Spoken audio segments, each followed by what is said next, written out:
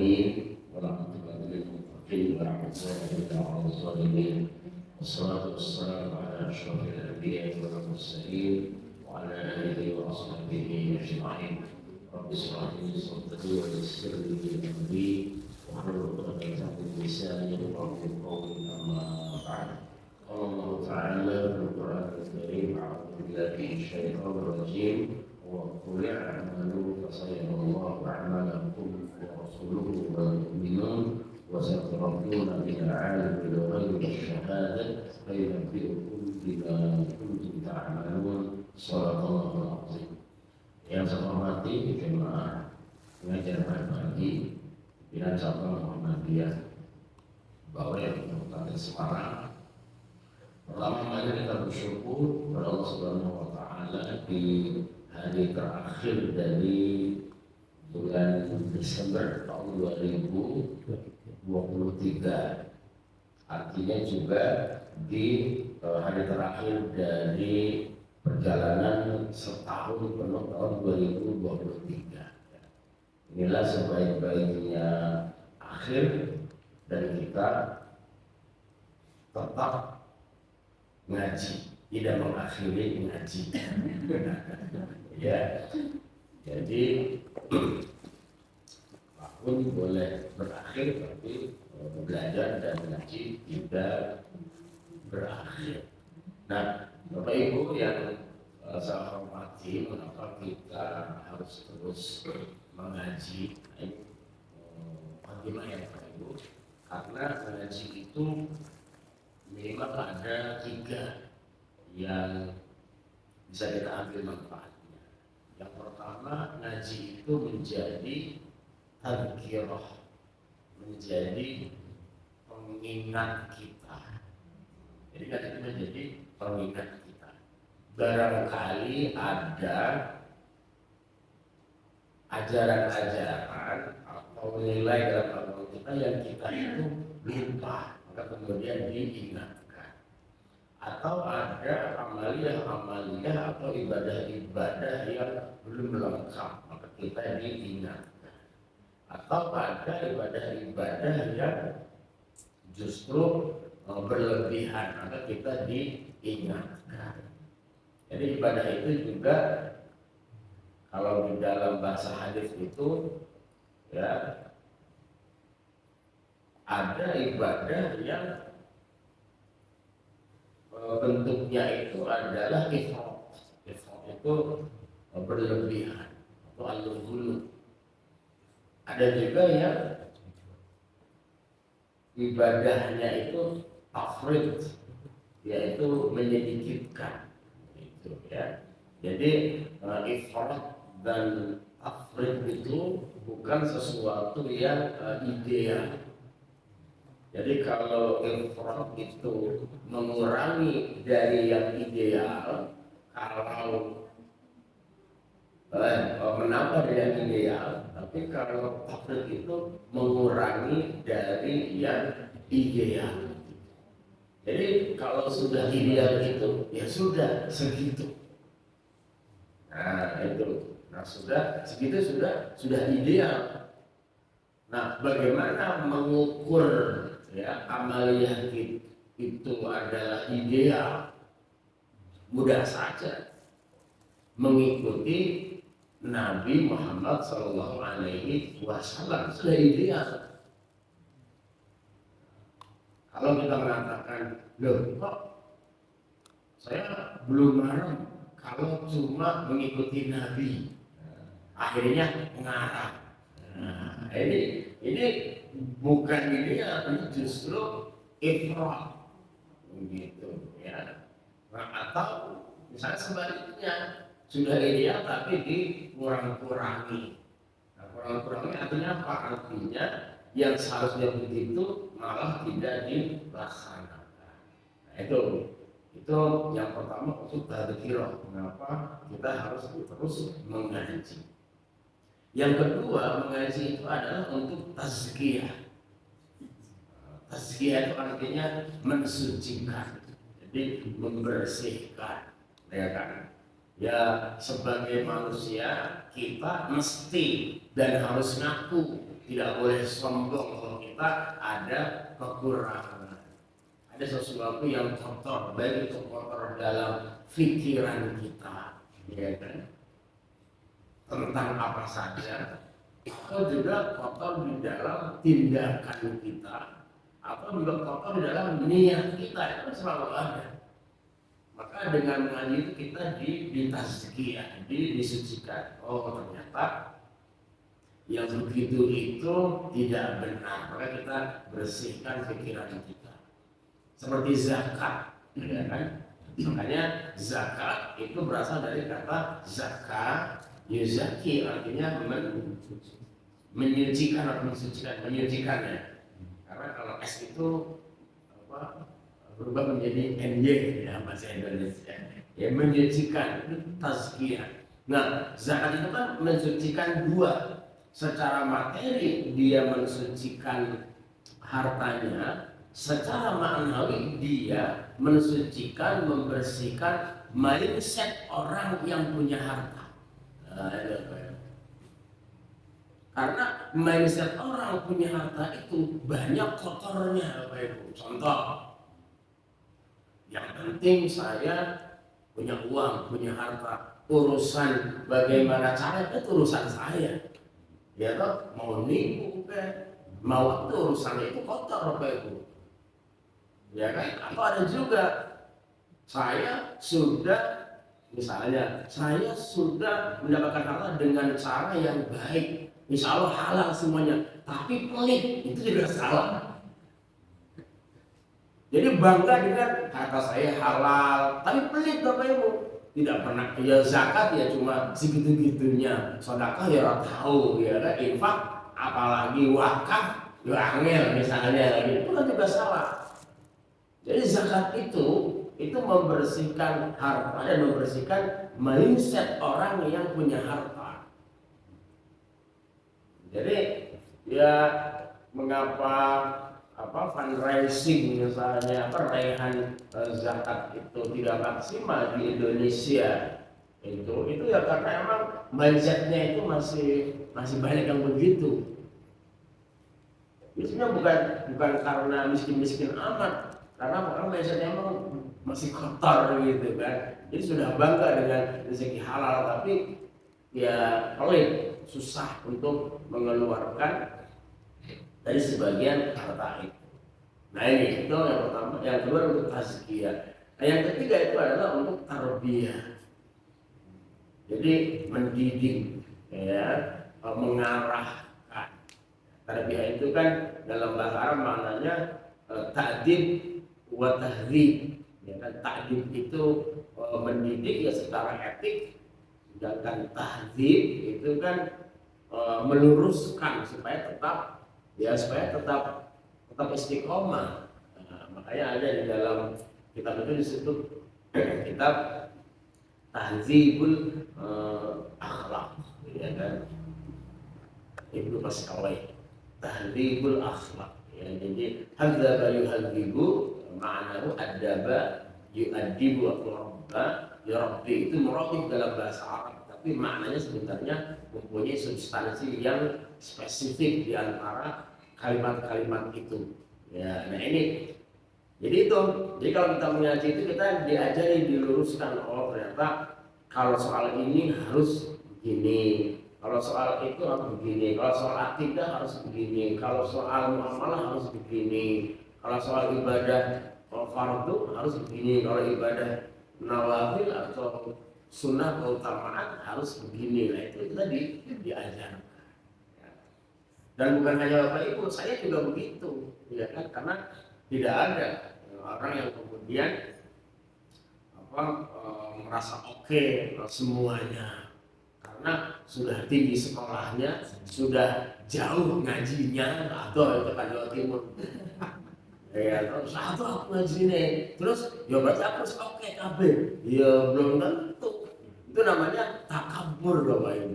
Nggak ada. Ya, misalkan Mekah aku ngaji deh, ya kan, sakit di Mekah. Ya, hingga diri itu tidak usah disampaikan, biar dibuktikan aja. Nah, jadi semuanya mesti harus harus mengaji ya. Karena ya manusia itu ya manusia, tidak ada manusia yang kemudian naik tingkatnya menjadi malaikat. Tidak ada. Nanti kalau ada manusia yang bisa di-upgrade menjadi malaikat, saya daftar nomor 1. Enak loh, enak jadi malaikat. Yang ngomong jadi malaikat. Iya. Tapi kan enak karena bang tidak pingin gadget baru, ya toh, tidak pingin milih capres, ya enak, nggak pingin makan, ada resto baru orang pingin rono, itu enak, itu enak.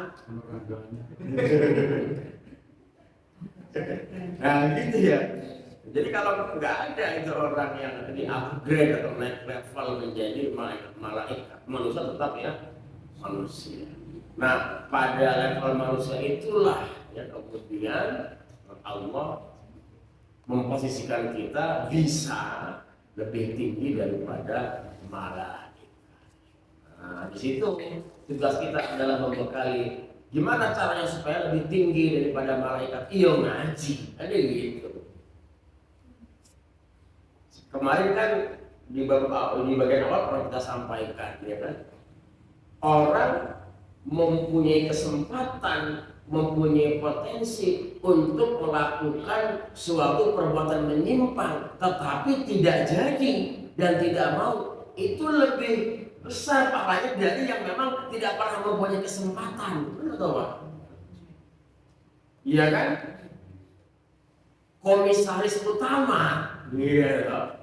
Komat kamit dan lain sebagainya, itu kan lebih mempunyai potensi untuk melakukan penyimpangan.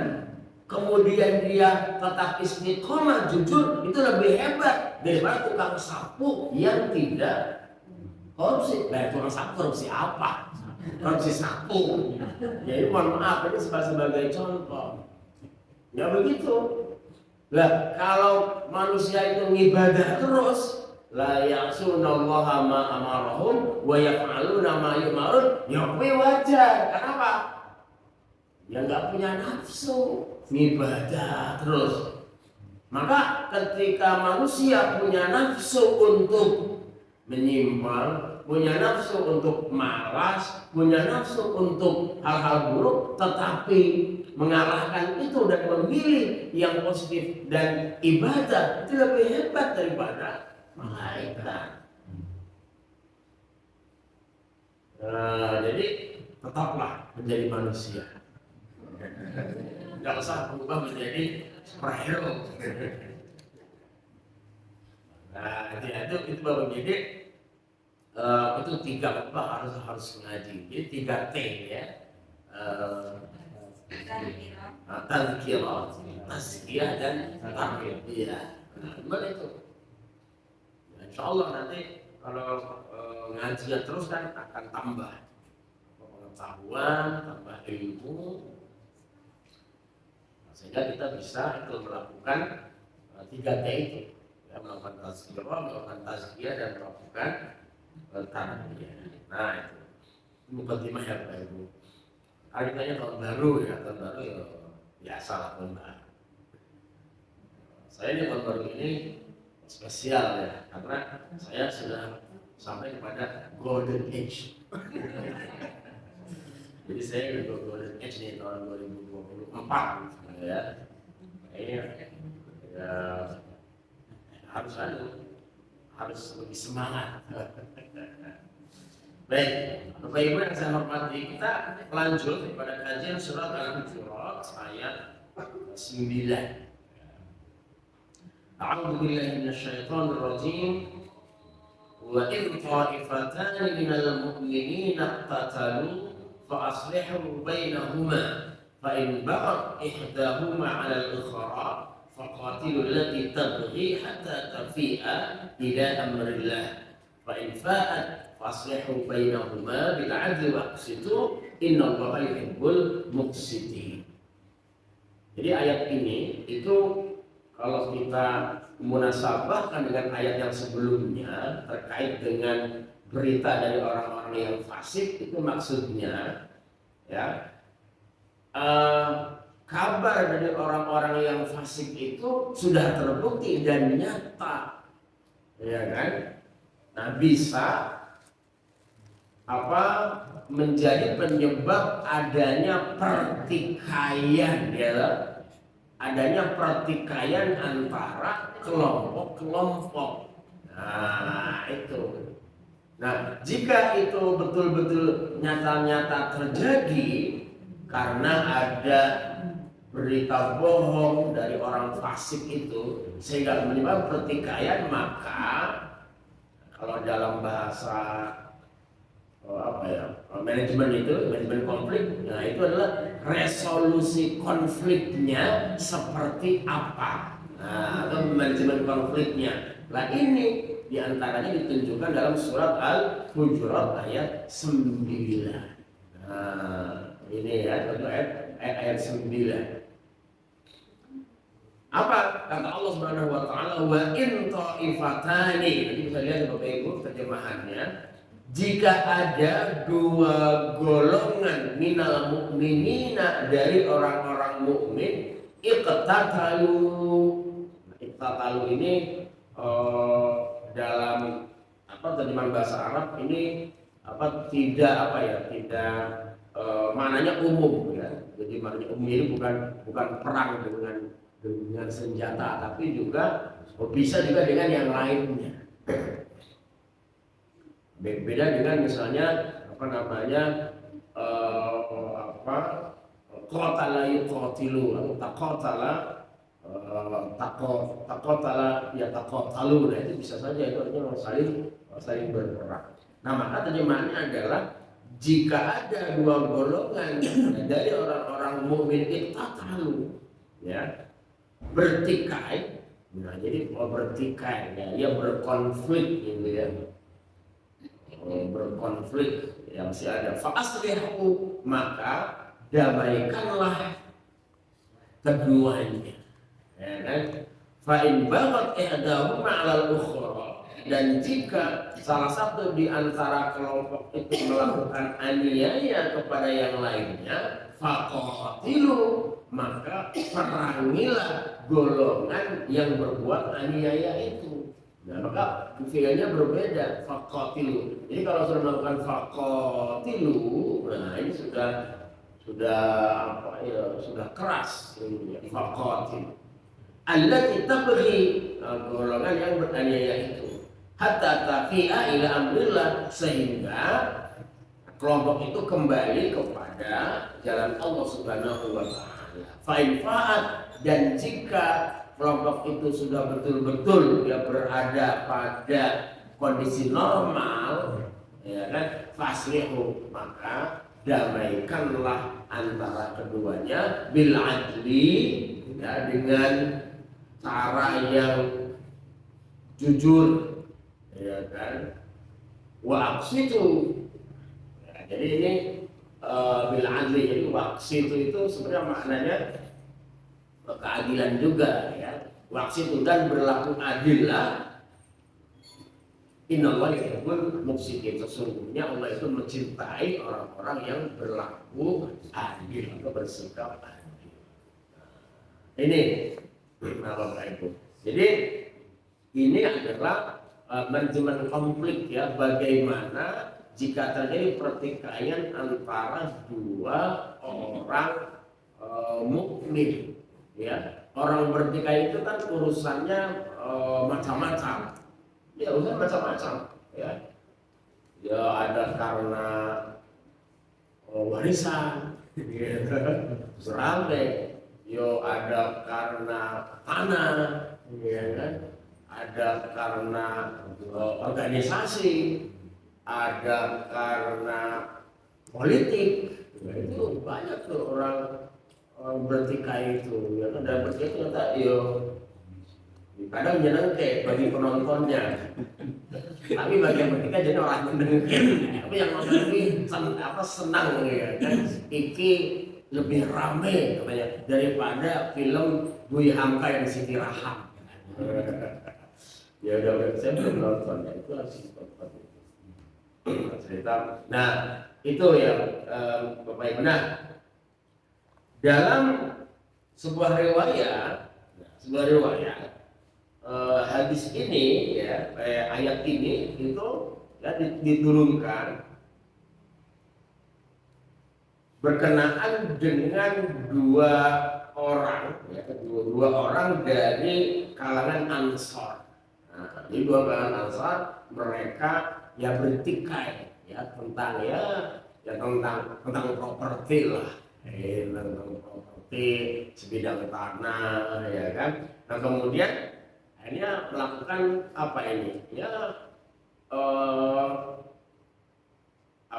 tindakan sepihak ya kan, tindakan sepihak.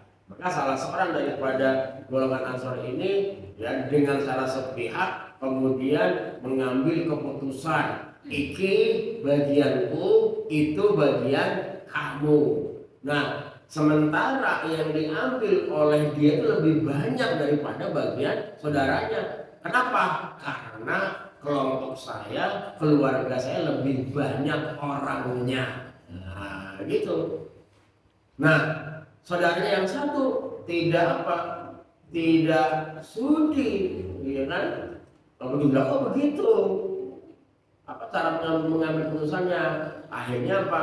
Akhirnya mereka ya bertikai sampai disebutkan pertikaiannya itu watana wala ba'dhum ba'dan bil aidi wan ni'al. Nah, ini sampai apa? Sampai mereka itu ya menggunakan tangannya yang mungkin memukul wan ni'al dan juga alas kakinya itu pakai sendal. Iya, ya, orang Arab. Jadi memang memukul pakai sendal itu ya zaman dia di sana. Ibu kan gitu loh. Itu ternyata memukul dengan sendal itu saya pernah baca ya Bapak Ibu. Jadi ini saya akui. Jadi dia sebenarnya tradisi Romawi atau Yunani. Jadi orang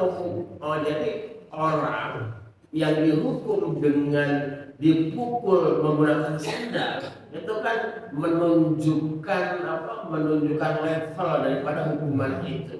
Di dalam tradisi Yunani atau Romawi itu orang kalau sudah dipukul dengan sendal berarti dia sudah sangat serendah-rendahnya orang yang mendapatkan hukuman.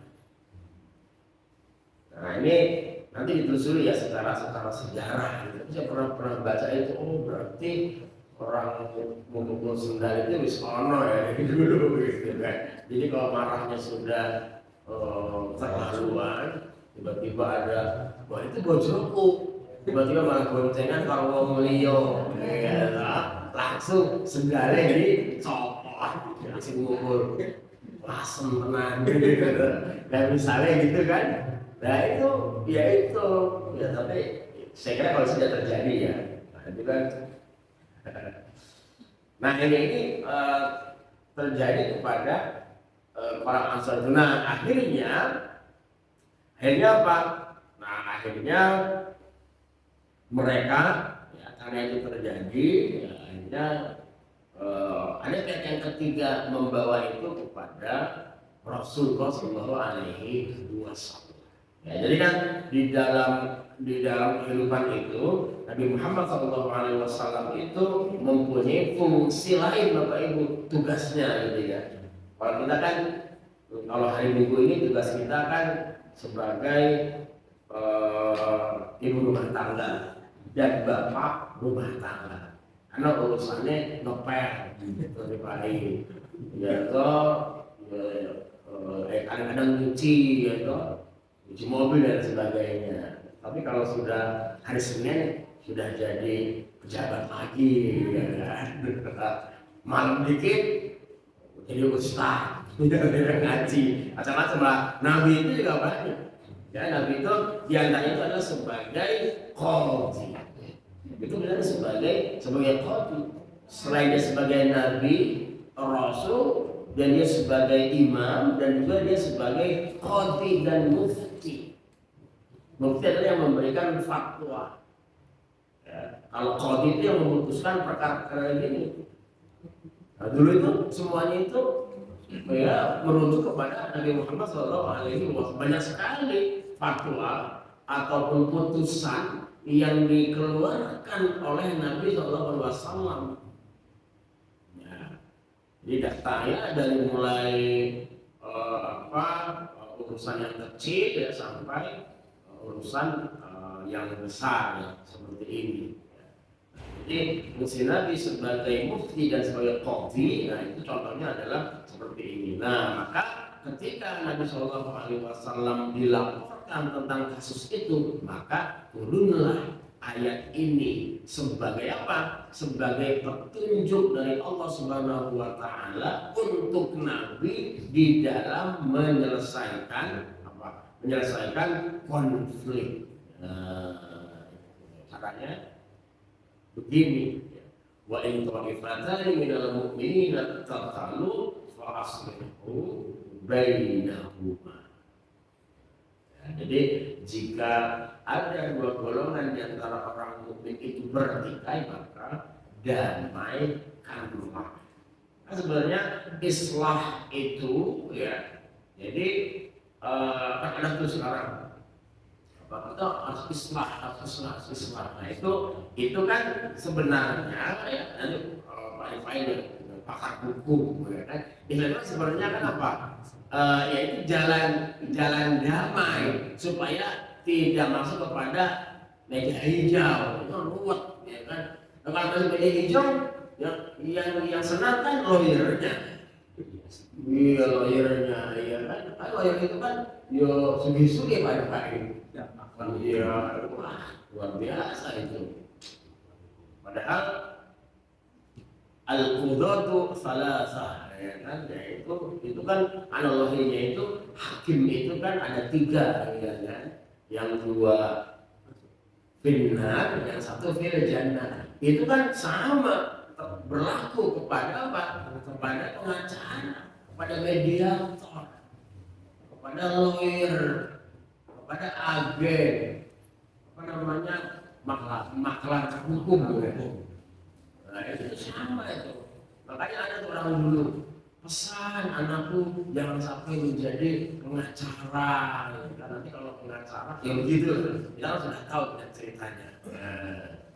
Itu makanya ya itu tadi hakim lawyer itu paling mempunyai kesempatan untuk melakukan penyimpangan. Tetapi kalau dia mampu mengendalikan diri, maka dia luar biasa.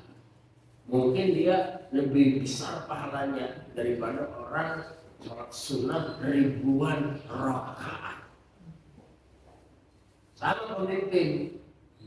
Pemimpin itu kalau diniatkan untuk khidmatul ummah, itu luar biasa pahalanya, ya kan? Luar biasa pahalanya. Dia menjadi pemimpin ya, untuk memberikan kebaikan dan pelayanan terima kepada masyarakat di sini dalam lingkup kecil ataupun lingkup besar. Nah itu asbabun nuzul daripada ayat ke-9 dari surat Al-Hujurat. Nah, di dalam tafsir Al-Maraghi, nah ini disebutkan ya bagaimana proses islah itu. Fa'asrihu ayyuhal mu'minun bainahuma bid-du'ai ila hukmillahi war-ridha bima fihi sawa'un kana lahuma aw 'alaihima wa dzalika huwa al-islahu bainahuma bil 'adli. Nah ini istimewa. Jadi islah itu ya pertama prosesnya adalah bid-du'ai ila hukmillah, mengajak kepada orang yang bertikai itu agar semuanya kembali kepada hukum Allah, hukum Islam. Ya kalau dalam bahasa NKRI ya hukum yang berlaku di negara kita. Wa ridha bima fihi, dan harus apa? harus legowo, harus rela dengan aturan-aturan yang ada di situ.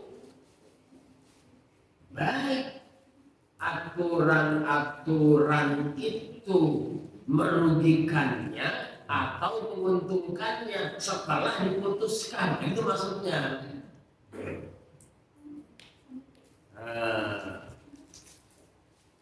Dan semua itu harus dijalankan dan diputuskan dengan adilnya, gitu Bapak Ibu. Jadi kalau sudah betul-betul adil sesuai dengan aturan yang berlaku, ya kan? Artinya yang berlaku itu ya betul-betul ya sesuai dengan apa yang sesungguhnya. Kalau dalam hukum itu banyak ya variabelnya, ya. Jadi ada banyak yang variabel. Jadi tidak hanya keadilan hukum, tapi juga ada keadilan hukum, ya kan? Ada juga aspeknya tidak hanya juga harus ada mempertimbangkan rasa keadilan masyarakat, bukan hanya adil. Nah, ini. Ya, jadi ada rasanya gitu ya. Contoh misalnya kalau hakim berbackground muslim itu biasanya wawasannya luas, ya kan? Menurut undang-undang orang yang mencuri itu dihukum. Tapi kalau mencurinya karena keadaan darurat, ya kan? Kalau tidak mencuri dia tidak makan, nah itu kan nantinya berkaidah yang lain. Itu kaidah di dalam menjaga hidupnya, menjaga nyawanya, maka dia bisa divonis bebas. Itu kan dengan rasa keadilannya. Emang kan rasa keadilan itu angel ya. Kita itu membaca berita misalnya isinya wong miskin dipunas, diponis, kan kesel. Lah tiba-tiba orang-orang koruptor kelas Masya Allah itu lakui ya masih berkeliaran, ya kan, tidak ditangkap, kan itu namanya ya, rasa keadilan tidak ada, ya kan gitu. Nah ini memang harus dirubah. Ya saya bukan lawyer ya, tapi sudah detak juga, ya kan. Nah itu jadi apakah putusannya itu berpihak pada menguntungkan dia atau menyulitkan dia, maka dia harus legowo begitu. Apalagi kalau itu adalah hukum Allah. Nah, hukum warisan misalnya kan. Hukum warisan itu kan ada aturannya. Ya, ahwal syakhsiyah dari mulai pernikahan dan membawa harta, ya kan. Nah, kemudian harta itu dihitung, ya kemudian kalau misalnya nanti salah satunya meninggal, maka itu kan ada warisan. Kalau misalnya salah, maka dia ada harta atau begini, dan begini, begini kan, dan begini segitu dan segini. Nah itu kalau misalnya nanti putusannya memang sudah sesuai dengan aturannya, ya harus begitu. Nah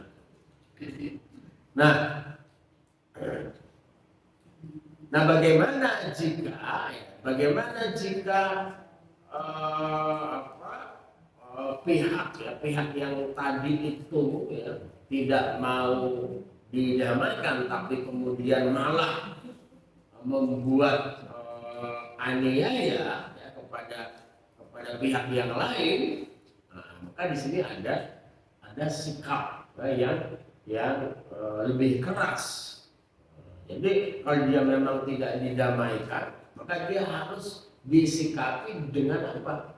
Dengan lebih keras lagi. Dalam ayat disebutkan faqatilul lati tabghi hatta tafi'a ila amrillah. Faqatilu, maka perangilah orang-orang yang berbuat aniaya itu, ya kan. Nah jadi berbuat aniaya itu sudah levelnya sudah bukan islah lagi, ya. Karena islah itu kan kepada dua pihak yang imbang. Tapi kalau misalnya dia berbuat zalim, nah itu kalau di Quran maka dia faqatil, maka dia harus perangilah. Ya mungkin kalau misalnya di dalam negara hukum, ya kan, maka dia harus, jadi maknanya maka dia harus dikenai pasal berlapis, begitu dalam bahasa hukum. Nah, iya karena itu berbuat aniaya. Nah, mereka pasal berlapis, terjerat pasal berlapis sehingga hukumannya lebih besar. Nah, disebutkan faqatilu allati ta'tadi wa taba al-ijaba ila hukmihi hatta tarji'a ilaihi wa tahda'u ta'i'atan. Nah, perangilah orang-orang kelompok yang berbuat aneh, berzalim itu. Ya, kenapa? Karena dia tadi taba al-ijabah ila al-islah, tidak mau dan tidak sudi untuk diselesaikan secara damai sampai dia bertekuk lutut sehingga betul-betul mau kembali kepada hukum Allah Subhanahu wa taala yang sudah berlaku. Nah, berikutnya ya, fa in fa'at faslihu bainahuma bil adli. Nah, nanti kalau orang yang menganiaya tadi, ya kan, itu sudah kembali pada posisi normal, maka dia diajak kembali untuk berislah dengan pihak yang bertikai. Nah, itu fa in fa'at fa aslihu bainahuma bil adli. Nah, jadi kalau pertama tidak mau islah malah berbuat aniaya, nah maka tetap diupayakan dengan cara yang lebih intensif supaya dia tetap kembali ya kepada aturan Allah dan dia mau diislahkan. Jadi ujung-ujungnya tetap damai. Ya, nah ini salah satu arahan dari Allah Subhanahu wa taala tentang bagaimana menyelesaikan ya konflik. Jadi konflik itu harus selesai. Hatta la yatajaddad bainahuma al-qital fi waqtin akhar. Jadi orang yang berkonflik itu menurut ayat ini jangan dibiarkan awet gitu. Jadi biarkan awet seperti api dalam sekam. Karena nanti akan yatajaddad, akan memperbarui, akan baru gitu. Kalau sudah muncul baru, ya maka tidak mustahil akan mengakibatkan konflik yang lebih dahsyat lagi, yang hanya cuma sendal gitu. Nah nanti bisa sampai ya macam-macam, bisa membakar gedung kantor saudaranya itu. Ya. Nah ini berat saya kira. Nah ini tugas pemimpin itu kan diantaranya dulu Indonesia itu kan konfliknya luar biasa ya, masa reformasi. Di masa Presiden Habibie konflik Timur Timur itu antara pro integrasi dan pro kemerdekaan itu luar biasa. Nggak tahu sekarang sudah kapok atau tidak. Kalau sudah ada apa ya aman. Tapi kalau masih ada yang dendam, ya ternyata tidak gampang juga menjadi negara baru itu. Ya gampang itu. Tapi ya daripada Indonesia itu kan memilih yang lain, yaitu pilihan itu sudah selesai ya, dan sudah ada undang-undangnya bahwa Timor Leste sudah tidak lagi menjadi bagian daripada Indonesia. Ada teman saya yang memilih menjadi warga Timor Leste daripada warga Indonesia. Pilihan yang baik. Kenapa? Karena dia lahir di Timor Timur, terus menjadi pesantren di Jakarta itu. Saya ya kasihan orang-orang yang itu tadi, karena mereka tuh tidak ada yang mengajari agamanya, makanya dia menjadi ustadznya di Timor Leste itu. menjadi ketua MUI. Berarti kita ya, menjadi ketua MUI namanya Arif Abdullah Sagrat. Ya, dia orang Timur. Ya, mudah-mudahan disehatkan Allah Subhanahu wa taala. Amin.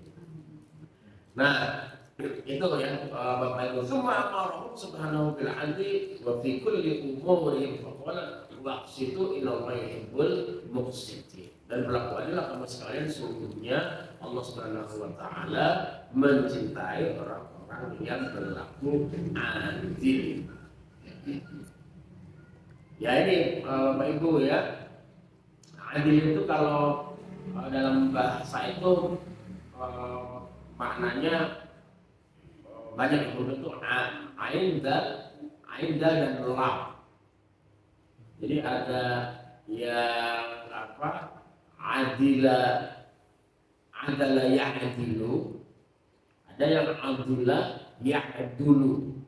Nah, itu maknanya berbeda karena dari kata adil itu ada fi'il ya'dilun. Fi'il ya'dil itu justru artinya berpaling. Ya kan? Artinya berpaling. Tapi nanti kalau ada kalimat lain itu maknanya ya berlaku adil. Ya. Nah, jadi tergantung konteks ayatnya, ya kan?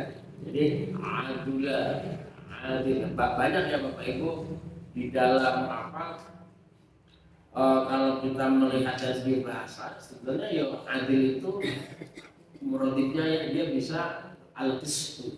Al-qistu itu ya imbang atau al-mizan seperti seperti timbangan. Maka Kementerian Agama itu lambangnya adalah timbangan. Timbangan yang seimbang, bukan timbangan yang 1 kilo, 1,5 kilo ini miring gitu kan. Tapi yang seimbang sehingga dia rata. Dan istilah-istilah itu ya sungguhnya itu diambil ya, dalam Al-Quran itu diambil dari bahasa yang digunakan oleh masyarakat Arab yang awalnya itu tidak terkait dengan masyarakat, terkait dengan ekonomi, ya kan? Jadi dalam Quran itu ada wazinu bil qisfasil mustaqim. Jadi kata mizan, kata al-qisfu, ya kemudian juga kata adil itu sebenarnya awalnya dari apa? Dari bahasa ekonomi. Ya karena Islam mengatur masyarakat Arab itu kan kemudian sebelumnya dia itu ya hidupnya sendiri-sendiri. Dalam ekonomi punya aturan sendiri, di dalam politik punya aturan sendiri, di dalam amal sosial hubungan kekerabatan punya sendiri. Baru kemudian Islam datang, nah maka banyak hadis-hadis dalam Al-Quran yang menggunakan istilah-istilah yang sebenarnya awalnya digunakan tidak langsung terkait dengan sosial kemasyarakatan, itu terkait dengan ekonomi. Nah, jadi misalnya waqsitu ya, dan berlaku adil. Al-qismu itu artinya adalah al-qismu atau al-qismatu, bagian. Tapi kemudian maknanya ya dipinjam sehingga bisa menjadi makna adil. Nah itu ya. Nah di dalam Islam ya, di dalam Islam kata al-adlu ya, kata al-adlu itu maknanya ya, tidak mesti seukuran, tidak mesti sebangun seruang gitu. Kembali kepada prinsip yang pertama tadi ya. Jadi selama itu sudah sesuai dengan aturan Allah, aturan Rasulullah, itu namanya adil. Baik, nah itu kemudian bagi kita memberatkan atau menyenangkan, itu namanya tetap adil. Nah itu ya misalnya ibu-ibu kan mempunyai halangan bulanan Coba dulu saya tanya, kira-kira syariat Islam adil atau tidak, Bu? Adil, karena ada nggak yang bilang Ibu? Tidak adil, karena setiap bulan kami harus pray sholat. Ibu bilang tidak adil. Bahwa ada bilang nggak adil, nggak ada. Tidak ada orang ulama mengatakan itu adalah bentuk ketidakadilan agama, tidak, itu tetap adil. Nah ini nggak mesti apa? Nggak misalkan sudah ada aturannya. Nah kalau misalnya ya adil, besok bikin fatwa sendiri. Orang-orang yang sedang haid silakan tetap sholat, itu malah repot loh. Malah repot. Nah itu kan sudah dikasih kesempatan yang lain. Malah repot kalau kemudian sama semuanya. Nah itu jadi ada aturan-aturan yang mungkin bagi sebagian kita tidak menyenangkan. Pengennya itu lebih dari itu, ya kan? Dan itu banyak sekali ya, seperti zakat tadi, mengeluarkan harta itu kan juga ya kalau sendiri lebih bagus. Kenapa zakat untuk orang kaya dan untuk orang miskin kok? Orang kaya dan miskin itu kalau mau berzakat, ya misalnya sudah orang yang sudah kena nisab itu sama apanya? Ya sama 2,5%. Kan nggak adil, itu bagus lah. Ya terus sudah adil. Makanya di dalam agama kita itu aturannya segitu. Tapi kalau masih mau lebih, yo lakana khairul lakum, itu lebih banyak silahkan. Ya kan, maka dulu Pak Nurais itu dalam bukunya pernah zakat bersih 20%. Mantap gitu kan. Cepat maju Indonesia. 20%. Itu tenang dikelola gitu kan. Iya. Kalau nggak dikelola ya habis kok. Nah gitu ya. Nah itu Bapak Ibu. Nah di dalam hadis Rasulullah SAW, nah ini kan ada hadis masyhur ya tentang berlaku zalim. Rasulullah bersabda, unsur akhaka zaliman atau mazluman. Jadi unsur tolonglah saudaramu itu zaliman, baik dalam keadaan dia menzalimi atau mazluman, atau dia dizalimi sebagai penganiaya atau yang dianiaya. Maka Allah SWT, ya Rasulullah, hadza nasratuhu mazluman. Lah, kalau kita menolong orang yang dizalimi, ya wajar. Wajar. Wa kaifa zaliman, tapi bagaimana caranya dan mengapa kita harus menolong orang-orang yang menzalimi? Maka kata Nabi sallallahu alaihi wasallam, tamna'uhu minaz zulmi fadzalika nasuka iya. Jadi arti cara menolong orang yang zalim itu adalah menahan dia supaya tidak jadi berlaku zalim. Nah, itu seperti hadis tadi. Jadi orang-orang yang mau menganiaya itu, ya, itu tadi diajak untuk kembali kepada aturan.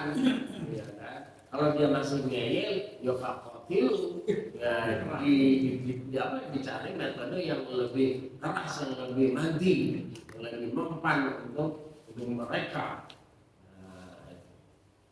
Jadi orang-orang yang mazlum itu ya utama untuk ditolong, tapi orang-orang yang zalim juga menjadi kewajiban. Makanya konsep amar ma'ruf nahi munkar itu ya dalam konteks ini, iya kan? Kan orang itu berbuat zalim itu macam-macam, korupsi ya berbuat zalim, iya kan? Ya itu berbuat zalim, kemudian itu ya tadi ada kesempatan untuk berbuat zalim. Maka kalau ya para tokoh-tokoh masyarakat, tokoh ormas, orang intelektual, ulama itu melakukan amal nahi munkar juga bagian dalam rangka mencegah orang-orang yang akan berbuat zalim itu tidak jadi. Itu ya, jadi ya kalau semuanya diam bahaya ya. Jadi harus ada orang yang mau menyampaikan pesan itu ya, selama posisional aman ya. Asal tidak dengan kekerasan. Nah itu, ini ayat ke-9 Bapak Ibu. Nah kemudian ayat yang ke-10 ya.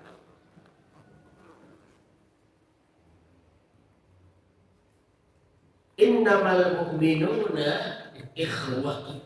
Sesungguhnya orang-orang yang mukmin itu bersaudara. Fa'aslihu baina akhawaikum. Maka damaikanlah antara ya, saudara kamu sekalian. Wattaqullah, dan bertakwalah kepada Allah, la'allakum turhamun, sehingga kamu sekalian itu adalah menjadi hambanya yang dirahmati. Nah, ini di dalam ayat ini Bapak Ibu ada beberapa penekanan. Yang pertama itu adalah kata ikhwah, innama. Ini kalau dalam Al-Quran penggunaan kata innama kemudian diikuti dengan kata al-mu'minun. Nah ini maknanya dalam ya, Bapak Ibu.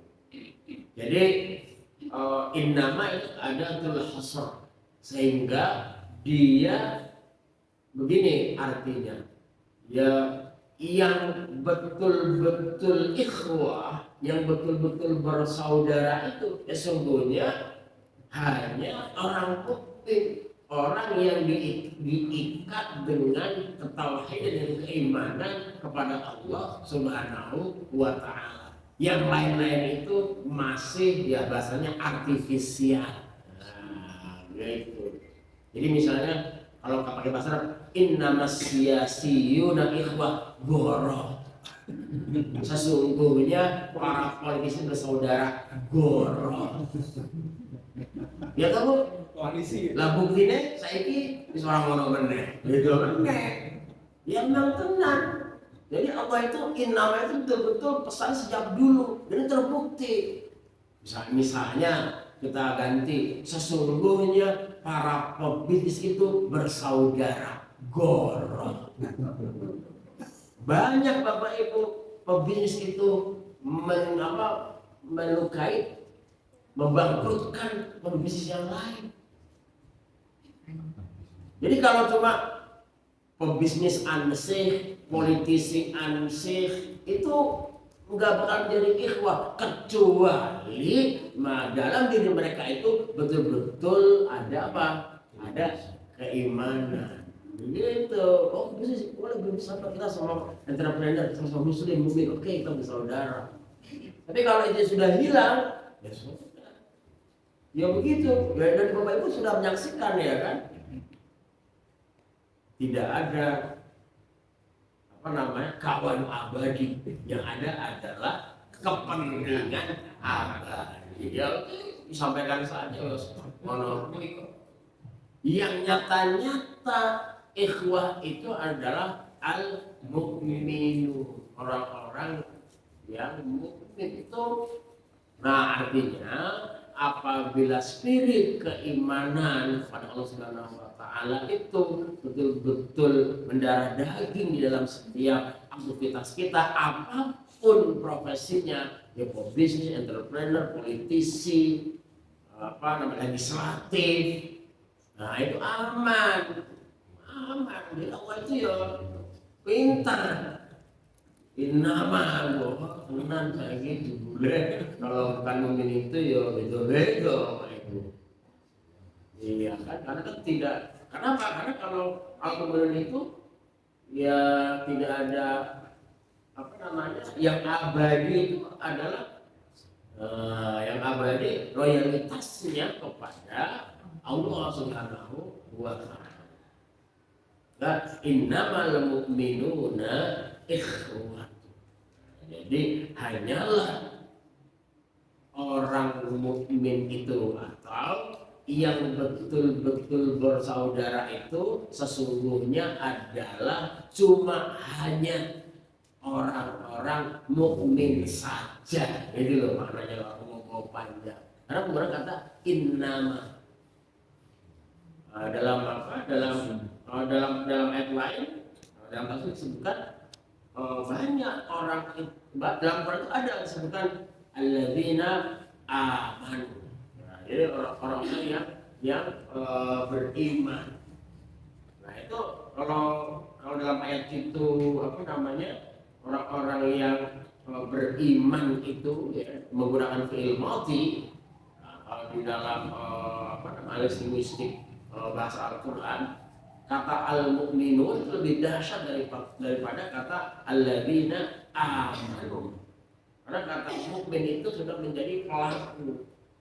Iya sudah tenang gitu kan, mukmin bukan orang yang beriman. Ana mukmin itu lebih kuat daripada ana amantu, itu beda. Tapi kalau ana mukmin itu lebih kuat. Makanya di sini innamal mu'minuna ikhwatun. Jadi orang-orang mukmin sungguhnya bersaudara. Nah, itu yang kedua, penggunaan kata ikhwah. Baik. Sebenarnya dalam bahasa Arab kata ikhwah itu digunakan untuk yang ada hubungan darah, Bapak Ibu. Jadi saya dengan Pak Baik bukan ikhwah karena kita beda ayahnya. Tapi kalau saya dengan adik saya itu ikhwah karena ada darah ibu dan ayah saya di halus ya ikhwah. Nah, tapi mengapa kata ikhwah itu digunakan Subhanahu wa taala untuk memberi label bagi orang-orang mukmin? Nah, berarti maknanya luar biasa. Coba Bapak Ibu, Bapak Ibu, kan kita itu kalau masih waras gitu ya, kita mesti sayang kepada adik kita, sayang sekali Bapak Ibu. Pasti lebih sayang daripada orang-orang yang kenal ya. Makanya saudara itu ya betul-betul kakak, ya kan, adik, ya kan kalau adik kita sudah berkeluarga ya sayang juga sama suaminya atau istrinya, walaupun nggak ada darah sebenarnya karena musyawarah ya, karena korban. Tapi kalau ikhwah itu ada hubungan darah. Nah, penyebutan kata ikhwah bagi orang mukmin dalam ayat ini lah maknanya ya silakan, masih sudah jelas. Apa yang kita rasakan kepada saudara-saudara kita yang sedarah itu harus juga terjadi pada saudara-saudara kita yang orang mukmin itu meskipun tidak sedarah. Nah, gitu maksudnya. Nah, jadi innamal ikhwatun. Jadi sebenarnya kalau mau disebut itu kan al-ikhwah fin nasab, apa? Al-ikhwah fin nasab. Yang berarti untuk yang fin nasab, untuk yang ada keturunan darah. Apa darah hijau, darah oranye, darah biru, darah coklat. Tetapi kalau bukan darah itu istilahnya lain Bapak Ibu, ikhwan. Maka saya dengan Pak Baik ikhwan. Karena apa? Karena kita saudara Pak Baik. Karena kita nggak ada hubungan darah. Karena bapaknya ibunya sama beda dengan saya. Beda suku. Beda suku bahkan. Ya. Itu penggunaannya. Tapi ayat ini justru mengalihkan, berarti untuk menunjukkan kedahsyatan bahwa orang-orang mukmin itu ternyata ya sedekat saudara, sedarah dan sekandung. Maka kalau saudara sekandung saja, ya kan, itu dihormati, apalagi kalau dia juga betul-betul orang mukmin. Ya, kan gitu.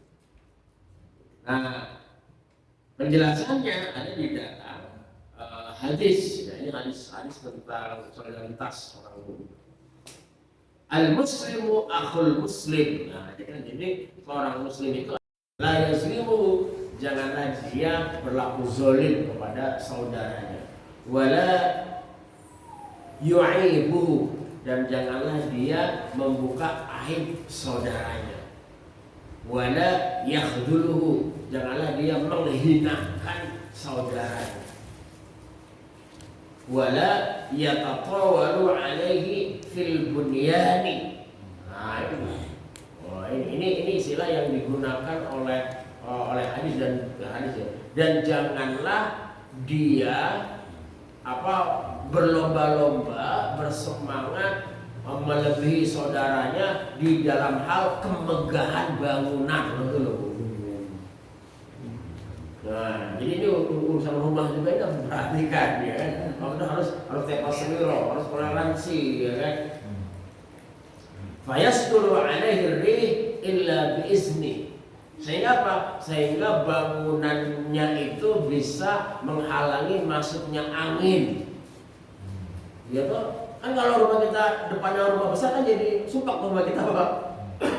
Jadi urusan bangun rumah juga harus marah. Makanya betul kalau kita itu kalau punya rumah dekat tetangga itu ya harus saling toleransi, ya kan?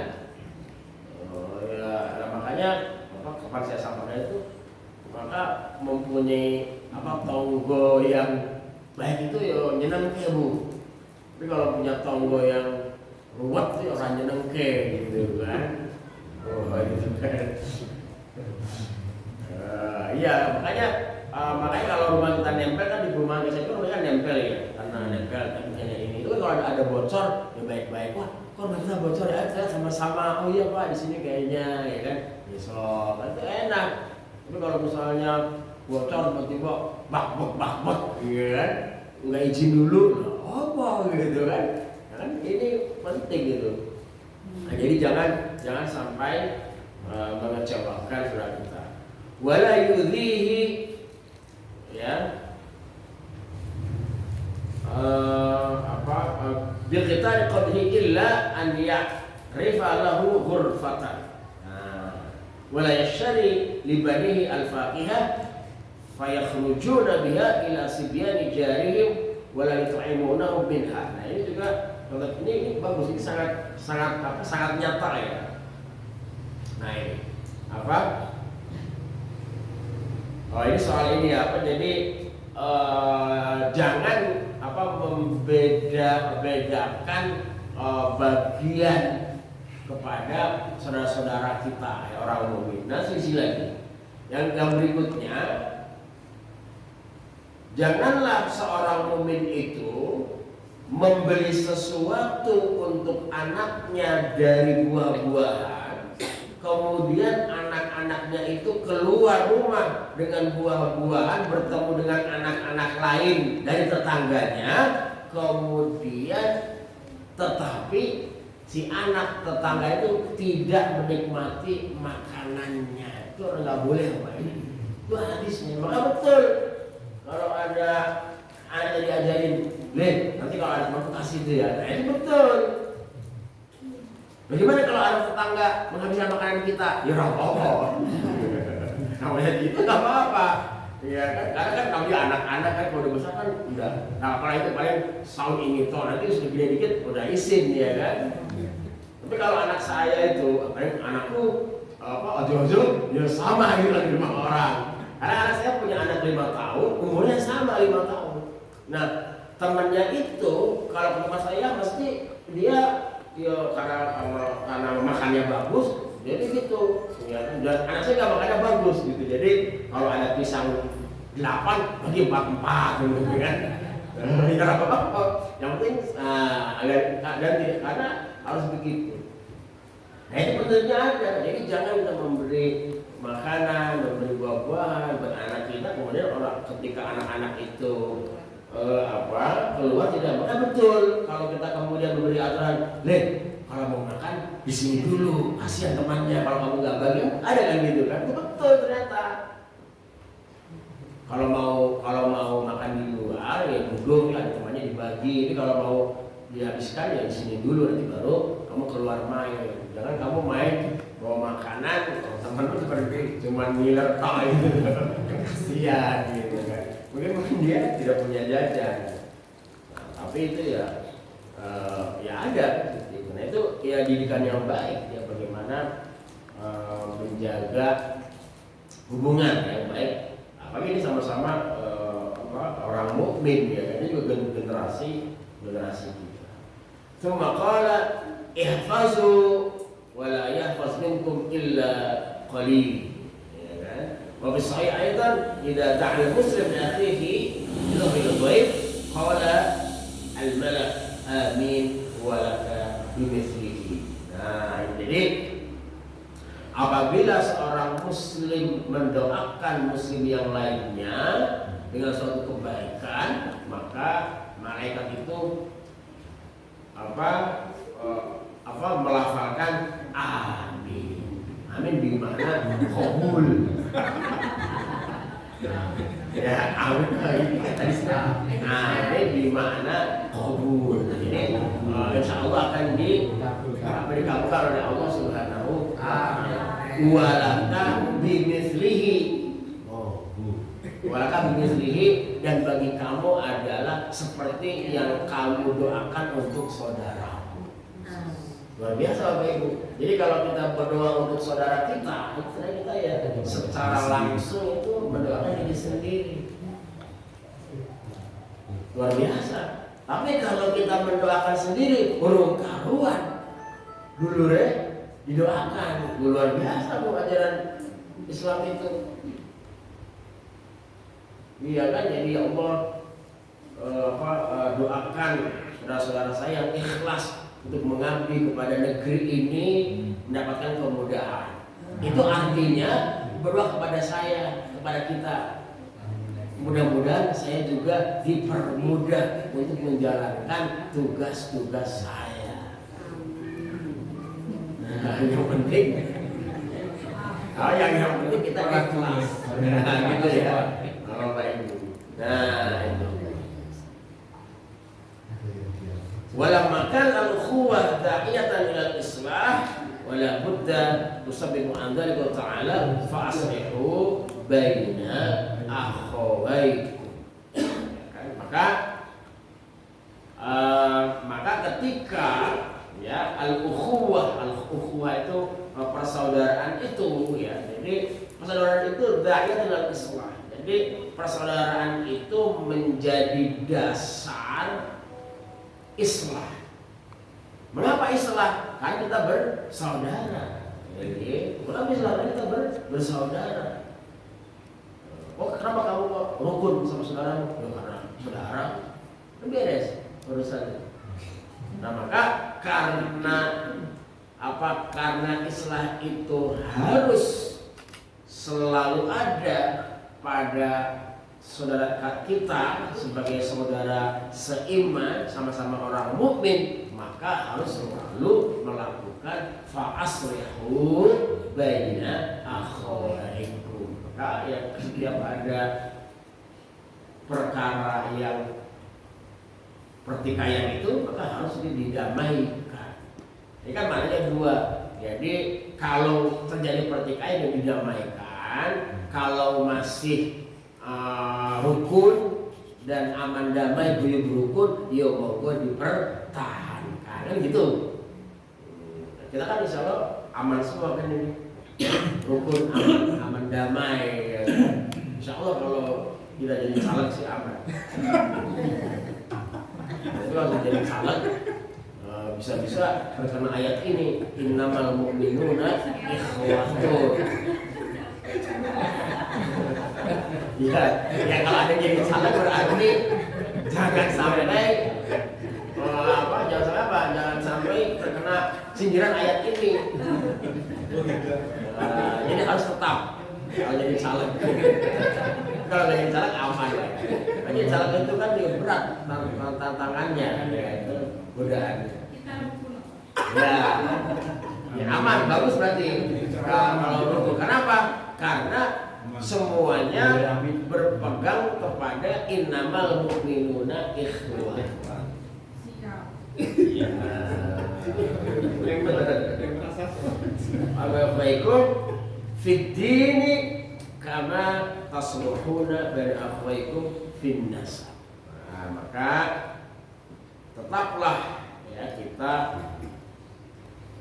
melakukan damai ya fid dini ya utamanya terkait dengan urusan agama sebagaimana kita biasa damai ya, pada urusan nasab. Kalau nasib beda lagi ya. Nasab ya kan. Nasib itu ya urusannya panjang ya. Saya itu cuma satu nasib beda nasib. Artinya satu darah tapi beda nasib ya kan. Karena ada nasib dan nisab. Nisab itu dalam zakat. Nasib itu kan nasib itu dalam bahasa Arab itu ada bagian ya kan. Nasib pun itu ya bagian, nisab itu ya batas harta ya. Batas harta yang dikeluarkan, batas wajib harta yang dikeluarkan dalam zakat itu namanya nisab. Kalau nasib ya namanya bagian. Berapa bagian kamu? Bagaimana nasibmu? Ya, tapi kalau nasab lain lagi ya itu. Dan banyak orang yang senang bernasab, ya kan? Tidak senang bernasib. Kalau sudah berbenah baik itu nasab karena tadi ya hubungan darah atau nasab karena yang lain, ya kan? Nasab itu maknanya kalau secara sosial itu banyak yang begitu. Nasab itu ada nasab kayak kita keluarga, ini nasabnya apa? Nasab politik, nasab ormas, nasab itu. Maknanya bisa luas ya kan? Nah, ya selama semuanya innamal mu'minuna, waktunya itu dipegang, selalu ada. Tapi kalau itu sudah keluar kemudian dipreteli ya nanti jadi ruwet lagi. Ya. Nah itu Bapak Ibu, wattaqullah, dan bertakwalah kepada Allah fi kulli ma ta'tuna wa ma tadharuna wa min dzalika ma amartum bil islahin dzatil bayn. Nah, jadi maka bertakwalah kepada Allah, taatlah kepada Allah. Kalau dalam ayat ini berarti taatilah perintah Allah terkait dengan urusan konflik ini. Ya takwa itu kan ya mana hukumnya menjalankan perintah dan meninggalkan larangan. Nah, kalau meninggalkan larangan itu ya lebih berat atau lebih ringan daripada menjalankan perintah? Lebih berat ya Pak ya? Nahi mungkar itu iya. Kalau nahi mungkar ya memang resikonya banyak ya. Ya tapi itu bagian daripada takwa. Melaksanakan perintah sholat itu lebih berat atau lebih ringan daripada meninggalkan maksiat. Lebih berat aja sholat itu ya. Apalagi sholat sunnah. Kalau bilang maksiat kan selama kita jauh bisa aman. Tapi kalau sehari lewat ya bahaya. Seperti yang kita cerita. Nah, la'allakum turhamun, ya sebab kamu sekalian menjadi hamba-hamba Allah yang dirahmati oleh Allah Subhanahu wa ta'ala. Nah, ini ya. Jadi kalau kita lihat ya kan ujung ya, ayat ini itu adalah kata turhamun, dan awalnya adalah kata mukmin. Ya kan? Nah, ini maka ada kaitan apa? Ya selama kita memegang teguh apa spirit ukhuwah ya berdasarkan keimanan kepada Allah Subhanahu wa taala, maka kita insya Allah akan senantiasa dirahmati oleh Allah Subhanahu wa taala. Nah, ini saya kira Bapak Ibu ya masih ada waktu, nanti kita sambung dengan diskusi ya. Mungkin ada beberapa pengalaman yang nanti bisa kita diskusikan untuk menambah pemahaman kita tentang ayat ini ya.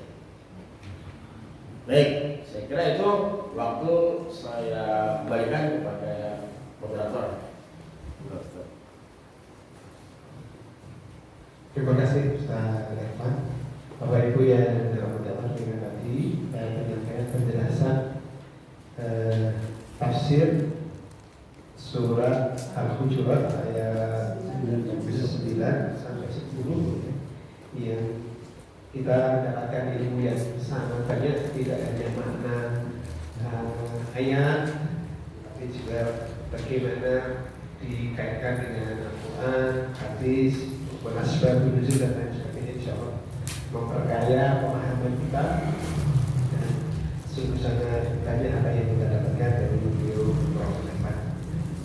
Monggo, mumpung masih ada waktu, ini mungkin kita buka diskusi dialog. Mungkin ada hal yang bisa ditanyakan berkaitan dengan kejadian atau pengalaman yang kita alami atau masalah yang kita hadapi ya dalam kehidupan kita. Berkaitan dengan tema ayat ini Bapak Ibu, masih berkaitan dengan ayat ini, bagaimana kita melaksanakan islah, yaitu mendamaikan saudara kita ketika sedang konflik, dan juga tema-tema yang berkaitan dengan ayat ini. Moga waktu saat terlebih dulu kami buka 3 penanya. Moga. Pertama Pak. Bismillahirrahmanirrahim. Assalamualaikum warahmatullahi wabarakatuh. Waalaikumsalam. Tadi disampaikan bahwa ketika mendamaikan saudara mukmin yang ketiga itu kembali pada jalan Allah, baik itu disukai atau tidak disukai, itu saja. Dengan itu ingin saya tanyakan, berarti apa yang kemudian sudah kembali pada jalan itu sesuatu yang final dan mengikat. Artinya begini, Keputusan MK. apakah kemudian di dalam agama Islam itu tidak ada istilah seperti kalau di tata negara itu ya, naik ganding itu berarti tidak ada saja. Yang pertama, karena yang kedua tentunya ketika masih ada Rasulullah, maka korbi tertinggi pengambil keputusan tertinggi adalah Rasulullah SAW. Bagaimana kalau kemudian kita berada di negara yang tidak Islam, siapa pengambilan akhirnya? Yang berikutnya lagi, bagaimana kalau ada pertikaian yang di luar kekuasaan, tapi berdekatan dengan kita? Katakan kalau kita lihat sekarang ini misalnya ada konflik di Israel Palestina, itu yang berhak ini siapa dalam hukum Islam? Tidak mendamaikan. Apakah karena kita tidak punya khilafah kan, tidak punya khotbah yang tertinggi? Apakah negara terdekat atau semua negara Muslim dan sebagainya ini yang mengeksekusi untuk mendamaikan itu kewajibannya jatuh pada siapa? Itu dan itu Pak. Masih. Assalamualaikum warahmatullahi wabarakatuh. Saya yakin ya bahwa Al-Quran itu sifatnya sangat universal. Dalam arti kata situasi kondisi, baik itu dijadi zaman Rasulullah sampai sekarang. Karena tahun ini hubungannya sama politik ya Ustaz Jawa ya. Ya Allah, kecerdasan. Iya, pencerahan buat saya. Sikap politik. Karena sebetulnya negara kita itu memang bukan negara Islam, tapi mayoritasnya adalah orang Islam, orang Muslim. Nah, ketika di tahun yang ibarat kata ini medan perang perpolitikan saat ini, apakah orang-orang yang dalam tanda kutip sedang berselisih dan tidak sesuai syariat Islam atau tidak dalam arti kata beramar ma'ruf nahi mungkar atau di dalam kata bahwa itu di luar garis kebenaran. Apakah mereka golongan orang-orang yang harus kita waqafilu seperti itu? Pertanyaan saya seperti itu, Ustaz. Apakah mereka menjadi bagian dari sebuah giroh atau sebuah semangat yang diartikan dalam surat Al-Hijr ayat 9 tadi? Waqafilu gitu. Karena tadi Ustaz mengatakan itu sebetulnya sebuah teguran yang keras. Terima kasih, matur nuwun. Terima kasih. Pertanyaannya hot question. Ya, baik. Ini tentang apa? Iya, Bapak. Gini, Pak Samsudin. Dulu, ya, ketika Nabi Muhammad menjadi rujukan akhir, maka itu dia sudah selesai. Sudah final, sudah tidak ada lagi banding gitu. Jadi makanya Nabi Muhammad dalam konteks itu salah satu di antara fungsi beliau adalah sebagai qadhi. Qadhi itu kan memutuskan. Nah, itu memutuskan.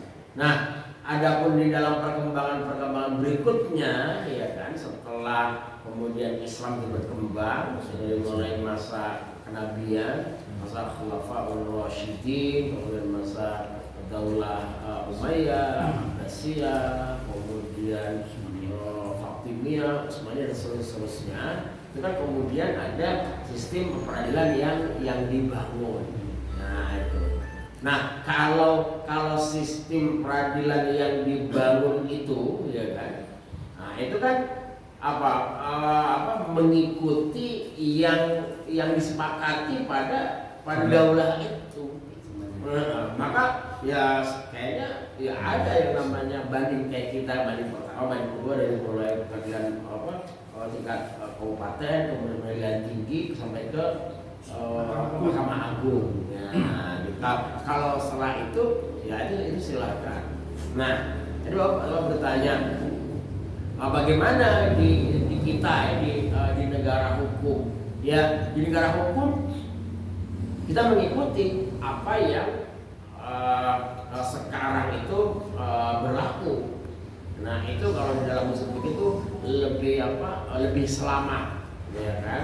Nah, lebih selamat bagi kita kalau kita mengikuti apa yang berlaku di negara kita. Urusan peradilan dari mulai termasuk terkait dengan banding, ya kan, dari mulai putusan pertama banding, kemudian tertinggi ya Mahkamah Agung dan lain sebagainya. Nah, itu dari segi kepatuhannya. Nah, terus bagaimana kita orang-orang Muslim, ya kan, orang-orang Muslim, ya sebenarnya yang paling penting dari orang Muslim dan bahkan semuanya itu kan memperjuangkan hal-hal yang sifatnya universal di dalam konteks peradilan itu. Kan itu universal bahwa setiap orang yang bersalah itu harus dihukum, itu sudah ada dan Quran sudah menyatakan itu. Quran sudah membuat konsep as-sawab wal iqab. Sudah membuat konsep al-wa'du wal wa'id. Itu sudah ada. Itu prinsip. Setiap yang salah harus dihukum. Bahkan Nabi mengatakan seandainya putriku Fatimah mencuri, maka akan aku potong tangannya. Kan itu prinsip. Jadi tidak tajam ke bawah, tumpul ke atas seperti pisau itu kan. Pisau itu kan yang tajam bawahnya. Jadi kalau ke bawah itu tajam, kalau ke atas tumpul. Kan itu perumpamaan yang tidak boleh dilestarikan. Jadi harusnya itu tajam ke bawah, tajam ke atas. Itu prinsip. Saya kira di semua negara siapapun orangnya seperti itu, ya kan? Nah, itu Bapak. Itu saya kira ya. Busari. Nah, Busari ya. Yang berdiri di luar kota, di luar kan di Israel sama Palestina. Oh ya Palestina, oke. Nah ya, baik. Ya, yang soal Palestina ya. Nah ini memang penting. Yang pertama, saya Palestina itu yang paling penting kita itu paham masalahnya dan harus ada keberpihakan. Nah ini yang karena itu nggak boleh keberpihakan. Ya keberpihakannya itu kepada Indonesia pertama kemerdekaan. Dan ini sesuai dalam yang kita bahas.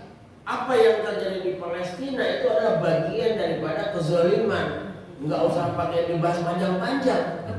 Itu sudah jelas. Kezaliman. Apakah kemudian diketahui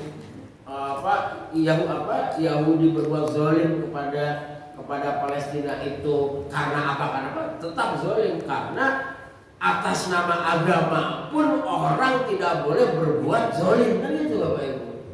Iya kan? Bahwa zalim itu atas nama agama pun tidak boleh zalim. Contoh misalnya, tidak apa-apa berbuat zalim karena saya kan mau jadi ketua takmir.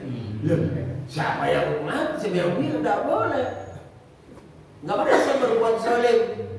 Karena saya sedang beribadah kepada Allah. Nggak ada aturan gitu. Dalam urusan agama saja orang tidak boleh berbuat, apalagi yang urusannya murni duniawi. Gitu.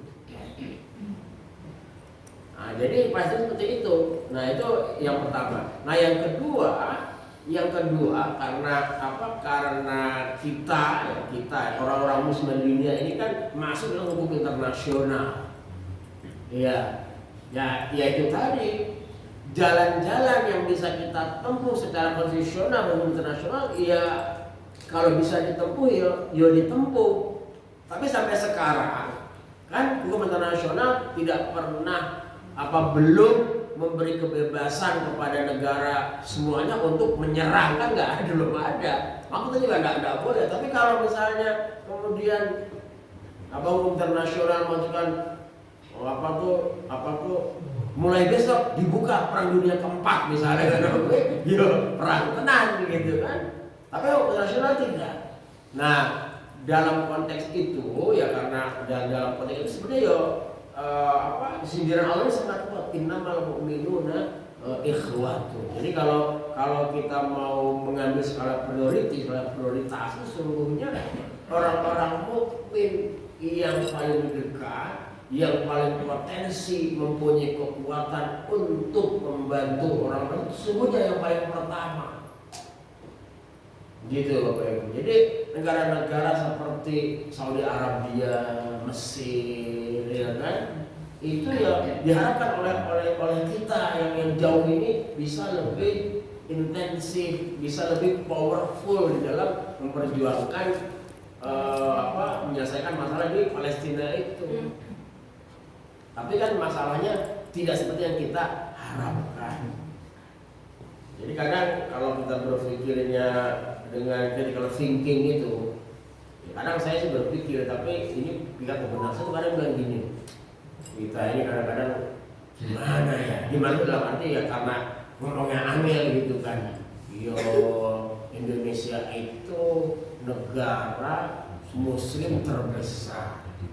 Lah setiap hari wong umroh yo kuwi akeh di Saudi Arabia. Loh kita ngumpulin duit bertahun-tahun habis untuk umroh seminggu toh, dan itu semuanya habis di Saudi Arabia. Lah wong kok negara itu ngebantu negaranya itu nggak mau, ini jadi kesel toh Pak.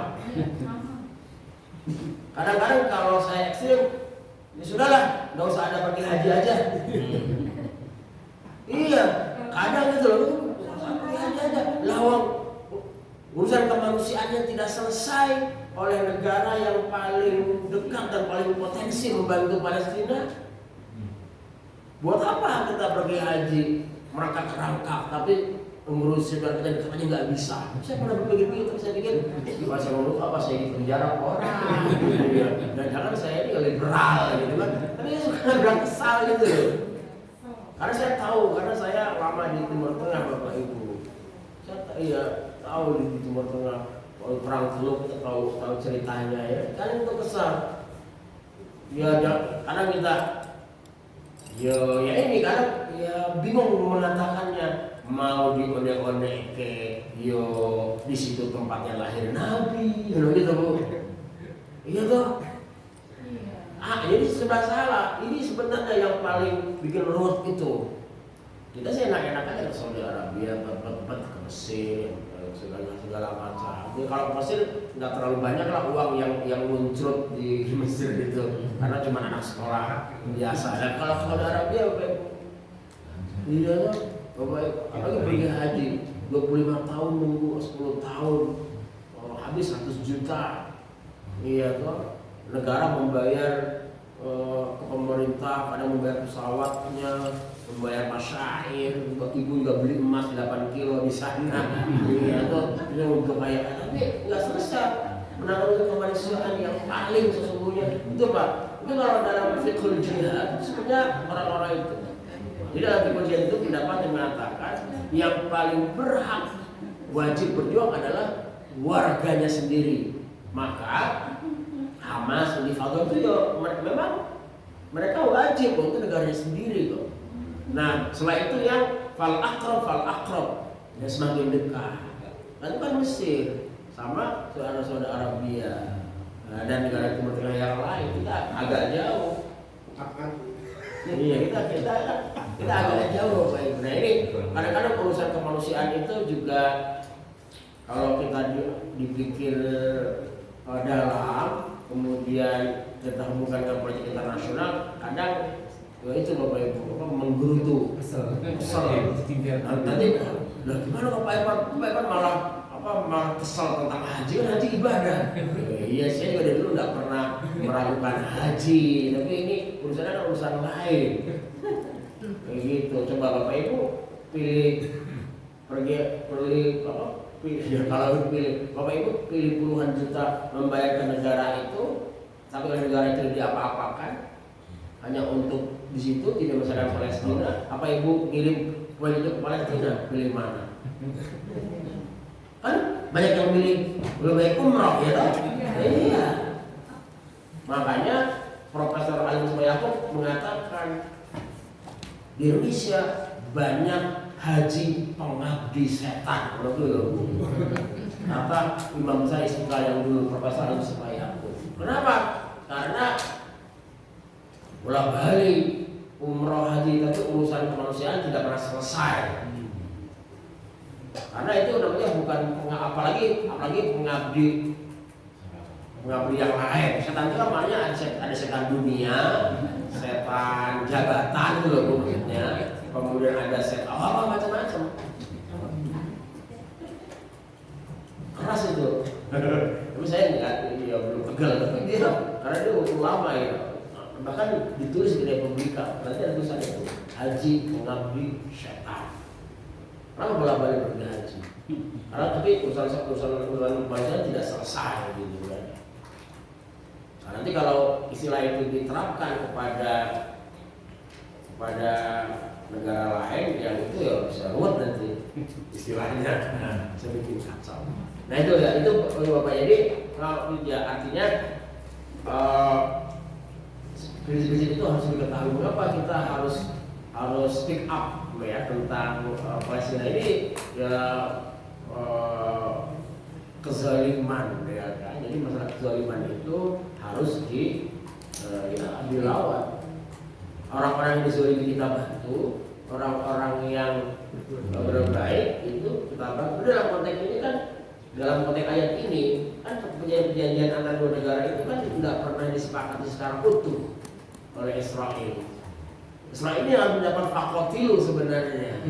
Cuma yang melakukan fakotilu itu Radowani. Gitu loh.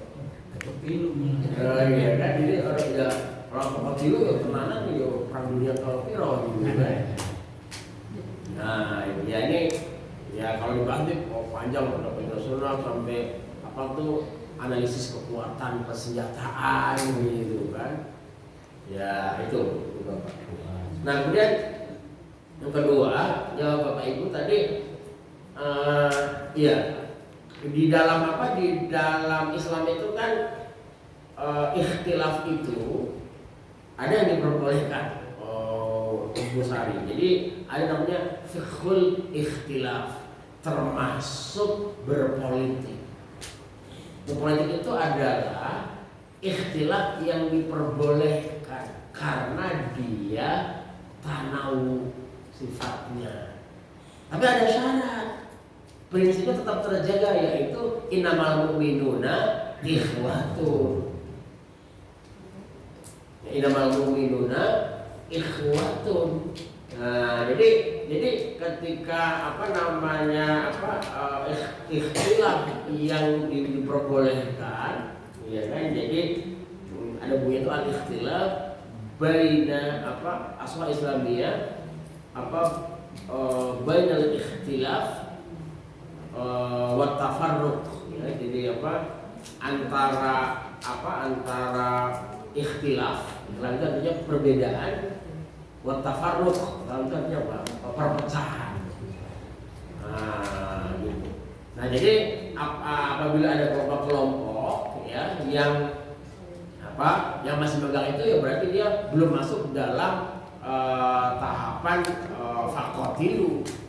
Ya, belum masuk dalam tahapan fakotilu, kecuali ya kan. Nah, secara terang-terangan, secara terang-terangan. Nah, disinilah sungguhnya ya kan negara kita itu perlu berperan, ya kan. Jadi kalau berpolitik itu ya harus prinsip utamanya ya harus dijalankan. Ya sebenarnya kita sudah tahu lah, urusan politik harus jujur, harus adil, politik itu harus berpihak kepada kemaslahatan, bukan kepada kekuasaan. Itu kan nilai-nilai normatif yang ada di dalam ajaran-ajaran Islam, gitu. Jadi orang Islam itu di dalam berorganisasi dan berkumpul bahkan berpolitik harus memegang itu kan. Nanti kalau di dalam dalam pleno, dalam forum besar itu kita berbeda pendapat dengan orang lain, ya tidak apa-apa, karena memang kepala orang itu berbeda-beda. Tapi kalau kita istiqomah, ya jalankan. Terus kalah, yang penting istiqomah. Iya loh. Nah, yang parah itu kan ketika berdebat, kelihatan kalah, pindah. Karena menjadi rugi kalau nggak pindah. Nah, itu yang berbahaya. Kalau kemudian pindahnya menjadi sangat bertolak belakang dari perjuangannya yang pertama. Ya, jadi ada dalam buku Kordowi itu disebutkan bahwa orang boleh berkhilaf selama memegang prinsip-prinsip itu tadi. Nah, nanti sebagai praktisi politik dilihat ada nggak partai kita yang sudah berbuat,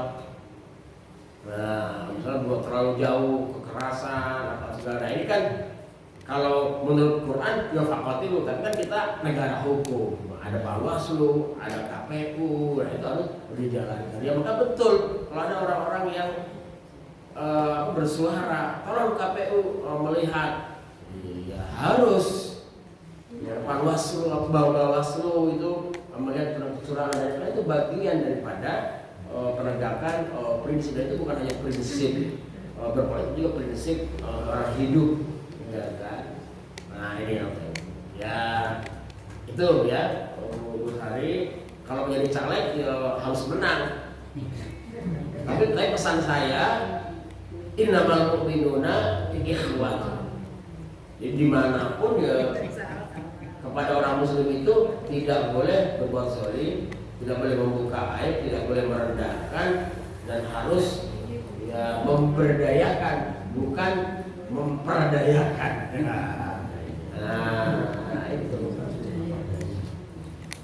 Nah itu saya kira ya Bapak Ibu ya menarik sekali ya, walaupun saat ini saat yang panas dalam perpolitikan, tapi tetap adem ayem ya hati kita, jangan sampai terjerumus kepada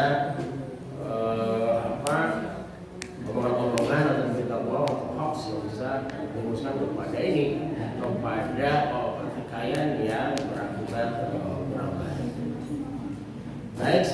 Nah itu untuk oh ya, ada satu lagi.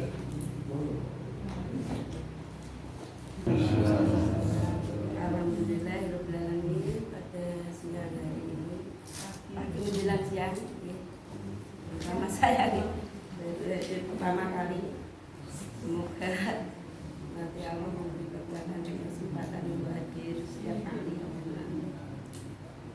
Ustaz, tadi saya sangat menarik sekali dan ini hati saya sangat bergemuruh istilahnya. Gemberbek, gelojak digemberbek gitu. Itu waktu Ustadz itu menerangkan yaitu tentang teman Ustadz yang ada memilih dia menjadi warga negara Timor Leste. Pertama saya kali kaget gitu. Kenapa? Tapi setelah alasannya karena dia kasihan dengan di sana. Apa itu? Karena dia menjadi ulamanya di sana, kasihan dengan agamanya, luar biasa kan? Sangat luar biasa. Terus kaitannya yaitu dengan tadi yang dinyatakan haji setan. Nah itu saya sangat bergumul. Bukanlah orang yang apa niku dia niat berumroh berhaji.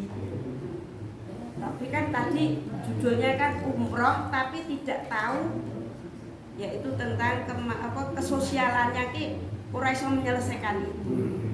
Tapi karena dia dengan tidak bisa menyelesaikan itu, maka dia berumroh dengan memikirkan yaitu orang-orang fakir miskin, yatim piatu, semampunya nggih. Terus kemudian orang-orang jompo yang tidak punya. Dan yang saya lihat yang umroh berulang kali dia mempunyai yayasan, dia mempunyai yayasan yatim piatu, dia mempunyai apa itu yang namanya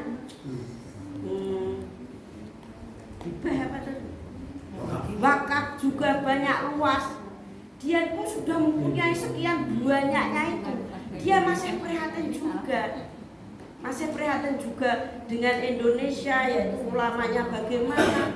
Kemudian dia mengadu ke Allah ke sana, ke multazam dengan memohon, ya Allah, jadikanlah seorang bapak, seorang ibu yatim piatu, jadikanlah ya Allah Indonesia makmur, jadikanlah itu. Sehingga kalau orang yang umroh ada yang gemes aku, dia itu mungkin belum tahu apa yang dilakukan itu di sana. Padahal di sana itu dia memikirkan juga kepada yatim piatu, kepada kepada semua sosialnya. Terus yang saya lihat dengan dia umroh terus, dia itu hasilnya itu bukan untuk dirinya sendiri.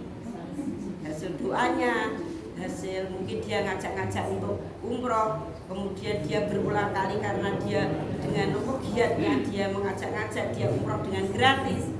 Sehingga jangan tidak dipandang gebiah bahwa umroh, haji, gemes, kenapa nggak buat sosial? Karena apa? Haji dengan umroh itu kan jelas kalau Allah itu akan menggantinya. Dan kita tidak pakai dengan uang kita sendiri loh itu.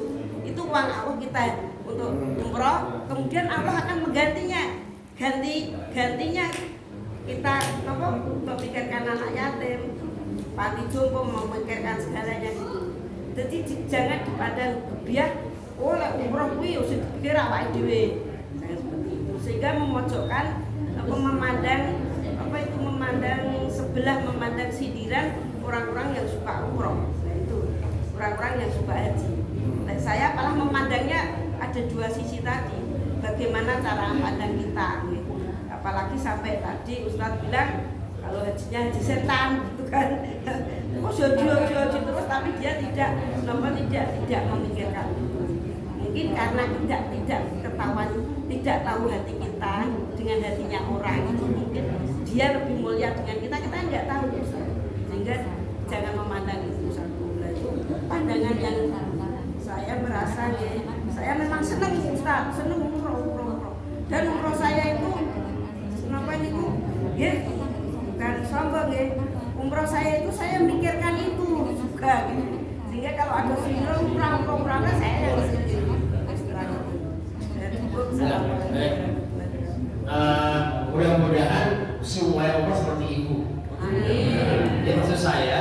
yang seperti ibu tidak termasuk.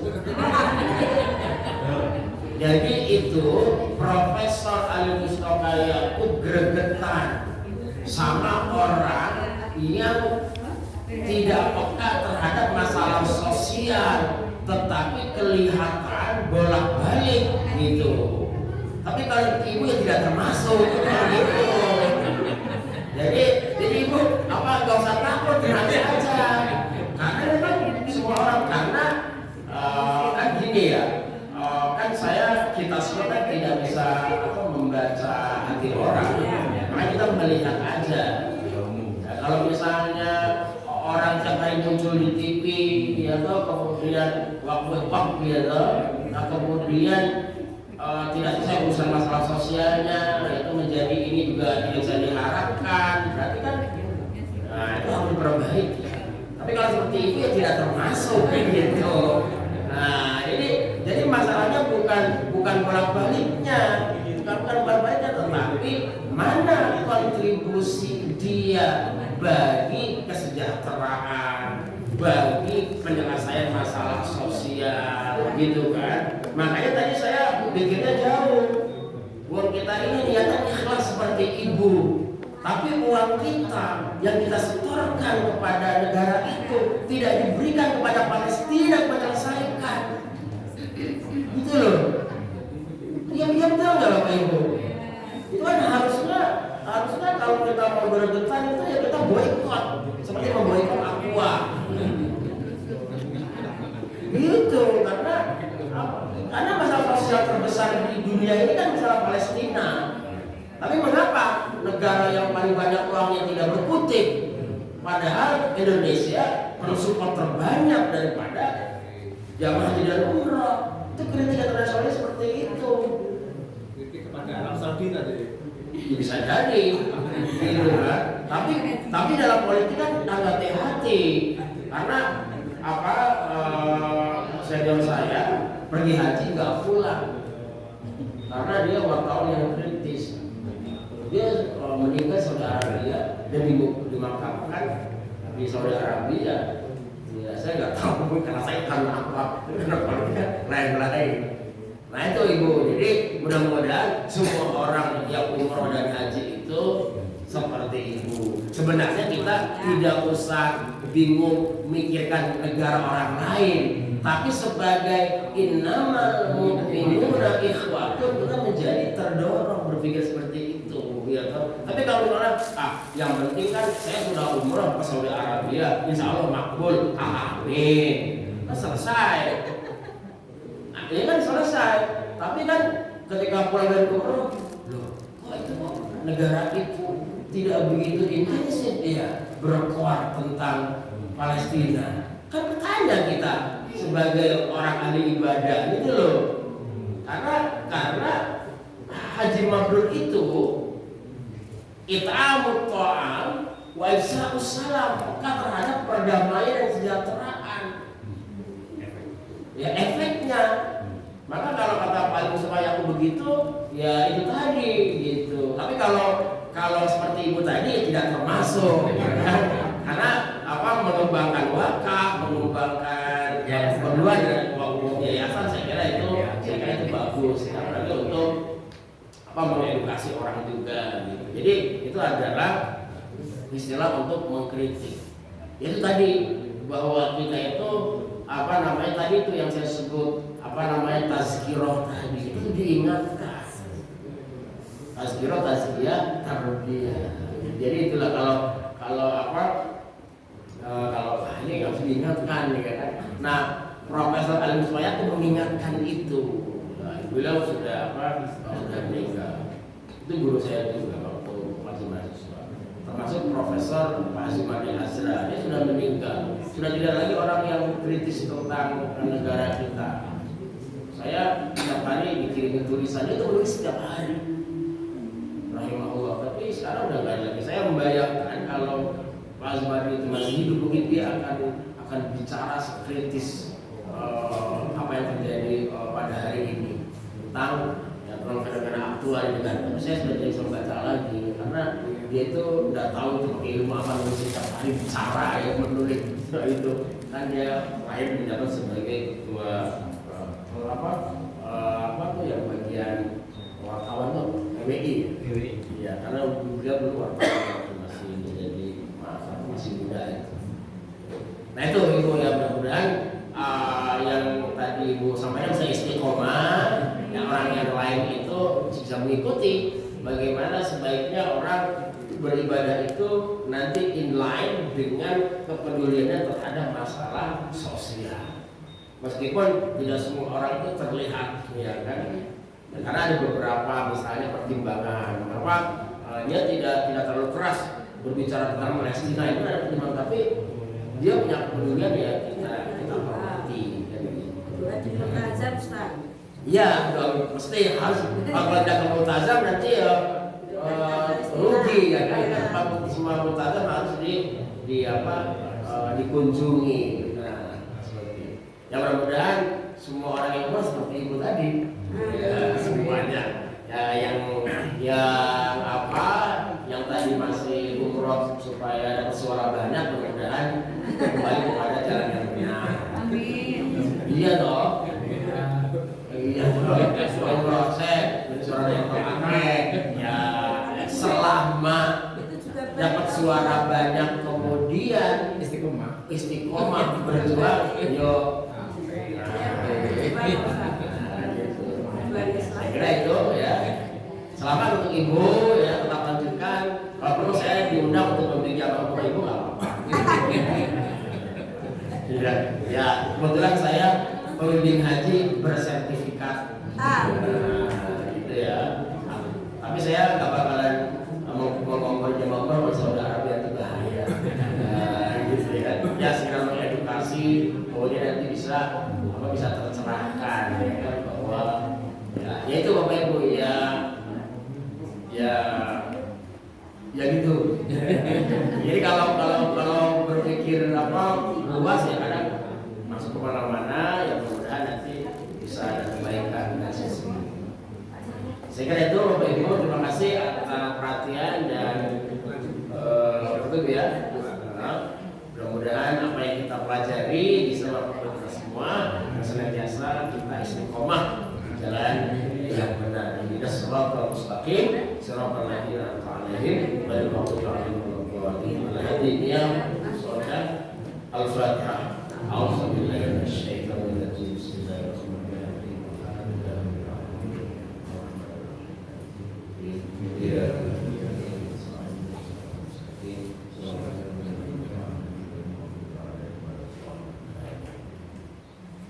أعوذ بالله من الشيطان الرجيم. بسم الله الرحمن الرحيم.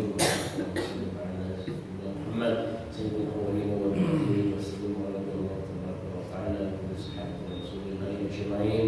الحمد لله رب العالمين ومن الرحمن الشاكرين ودائما بالنعم كافي مزيدا. يا ربنا لك الحمد كما ينبغي لكريم وعظيم سلطانك. اللهم صل على محمد وعلى آل محمد.